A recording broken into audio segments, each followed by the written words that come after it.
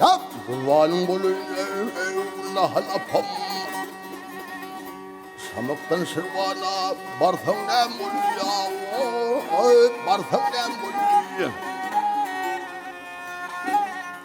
Ay senden gayrı yoktur benim hicar kam Bu garip halimle korsun nem korsun nem ya ha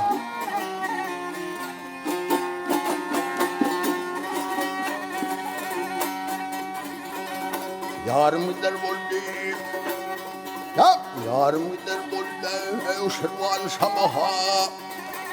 Beni dağ koydu, yalnız bu dağa ya, yalnız bu dağa. Ay karga dağlar kulbufun çar bağa. Vah babanın haberi, dersin nem boldy, dersin nem boldy.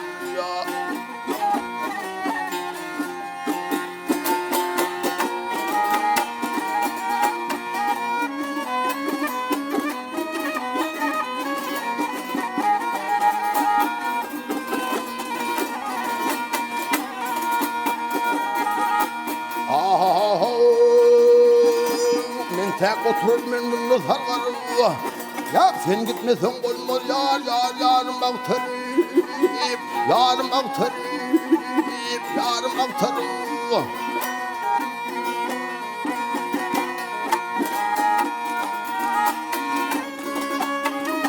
Ay benim üçün Ya benim üçün ketmin yolu yalvar bahay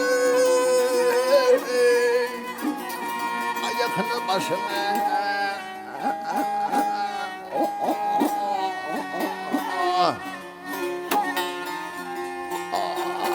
Oy son nem boldy, oy son nem boldy ya.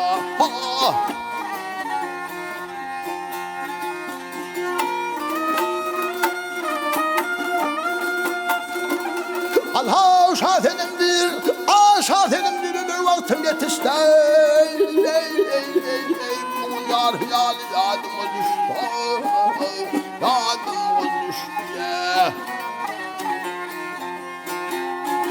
Ay yarın gülen koşulum gözümden uçtu Getirip halimime versin nem boldy Vah vah nem boldy Versin nem boldy Versin nem boldy ya Ay yarın gülen koşulum gözümden uçtu Ekelip halimime Leylum